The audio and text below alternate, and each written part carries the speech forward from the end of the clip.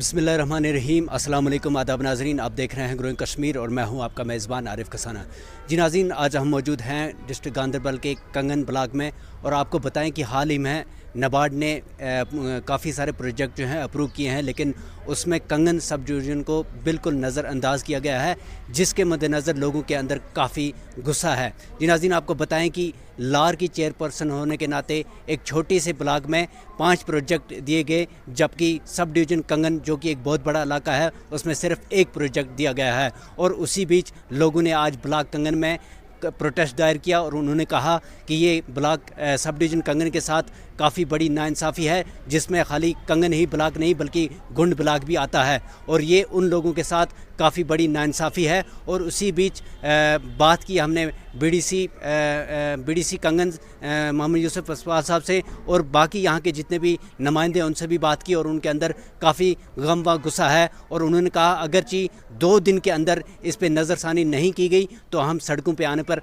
मजबूर हो जाएंगे। आप देखते रहिए ग्रोइंग कश्मीर, आरिफ कसाना के साथ।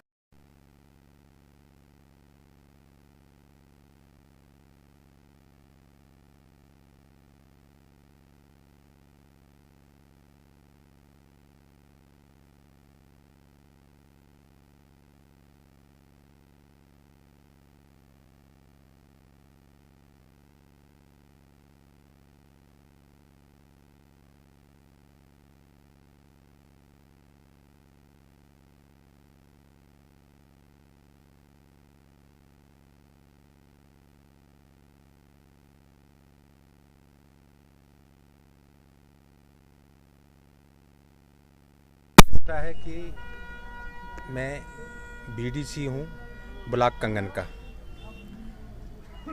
मेरे 32 हलके हैं कंगन ब्लॉक में और 32 सरपंच हैं। हर एक हलका वो है जहाँ पे रोड की ज़रूरत नहीं है। हमने पिछले 2 साल से, जब से बैक टू विलेज शुरू हुआ, तब से हमने ये डिमांड की कि हमारे काम जो हैं रोडों के ये नाबार्ड को दिए जाएं। और इस नाबार्ड को करने वाला एक महकमा है जिसको R&B कहते हैं। अगर R&B ने कंगनी को नज़रअंदाज किया है, पूरे कंगन को, अब इसमें कंगन नहीं आता, अब इसमें गुंड भी आता है, पूरे इस इलाके को ही कंगन सब डिवीज़न को नज़रअंदाज किया है, तो ये हमारी बदकिस्मती है। पता नहीं हमारे चेहरे उन लोगों को अच्छे नहीं लगते हैं, पसंद नहीं है हम लोग, कि क्या पता है हमारे ही प्रोजेक्ट काटेंगे। तो मैं आपकी वसादत से गवर्नर इंतज़ामिया तक गुजारिश करूंगा कि हमारे प्रोजेक्ट जो जायज़ हैं, हम नाजायज़ नहीं मांग कर रहे हैं और नाजायज़ कभी मांगेंगे भी नहीं, जो जायज़ हैं वो हमारे मुतालबात पूरे किए जाएं, ताकि हम भी अपने आप को ये महसूस करें कि हम भी इस कंगन के रहने वाले हैं, हमें भी सड़कों पे चलने का हक है। ये हमारी ये गुजारिश है।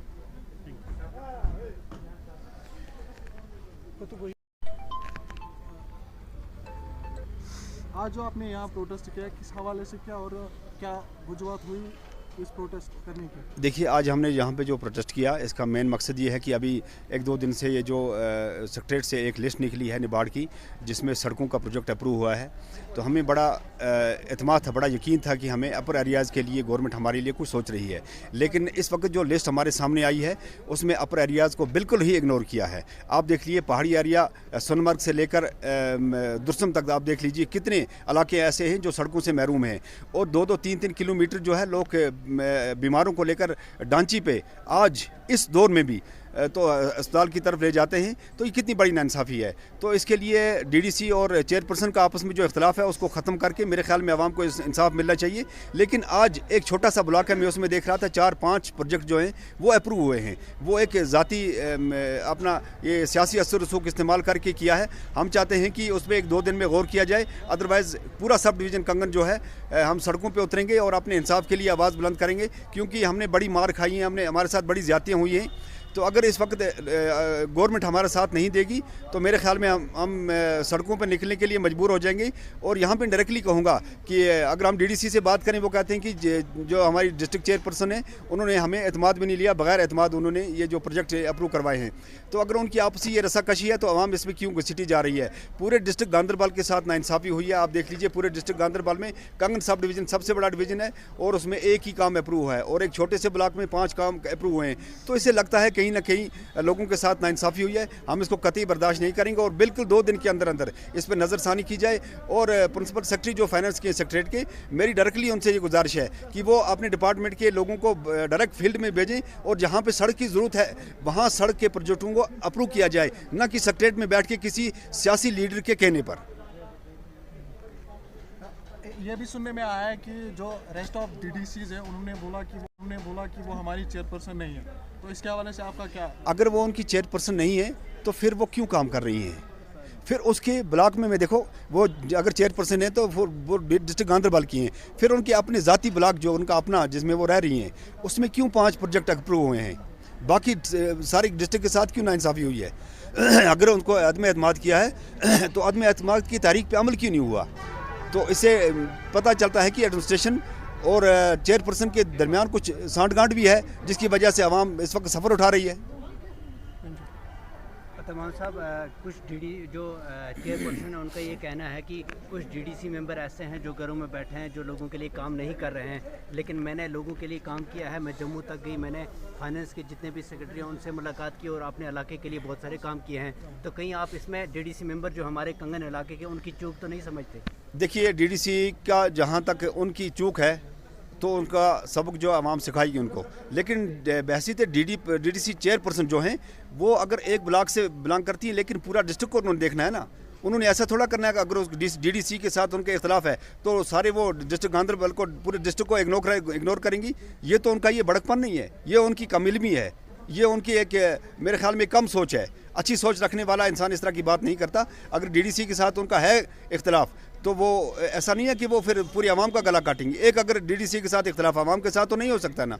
आवाम तो आवाम है ना, उसने आवाम को देखना है, उसने पूरे डिस्ट्रिक्ट को देखना है। अगर उनका बड़कपन था, दूर अंदेशी थी, तो डीडीसी को एक साइड रखी, उसने खुद जाके इलाके में देखना था कि कहाँ पे सड़कें बनानी है, कहाँ पे लोगों की मजबूरियाँ हैं। इसको आवाम एक्सेप्ट करने के लिए तैयार नहीं है। सर, कंगन सब डिवीजन के जितने भी डीडीसी मेंबरान हैं तो वो क्यों खामोश है इस पे? आज वो क्यों नहीं आज इस पे ये आवाज़ उठा रहे? कौन मिल सुना?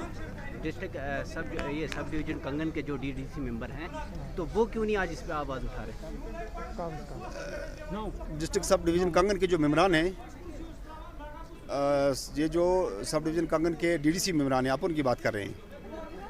अगर वो इस वक्त खामोश रहे तो लोगों के साथ एक बहुत बड़ा मजाक है, क्योंकि लोगों ने उनको एतमाद दिया है, लोगों ने चुन के उनको काउंसिल में भेजा है। अगर आज वो इस मौके पे खामोश रहें तो उनकी ये बदयांती होगी और लोगों के साथ एक बड़ा धोखा होगा अगर इस वक्त वो चुप रहें, क्योंकि अपर एरियाज़ की जो हालत है वो मैं देख रहा हूँ कि लोगों को कितनी परेशानियाँ हैं। अगर वो आज अपने सियासी रस्साकशी में एक दूसरे से दूर रहें तो मुझे लगता है कि लोगों के साथ एक मजाक होगा और उनकी सियासी रस्साकशी की वजह से लोग जो हैं वो परेशान हैं, लोगों पर जुल्म हो रहा है।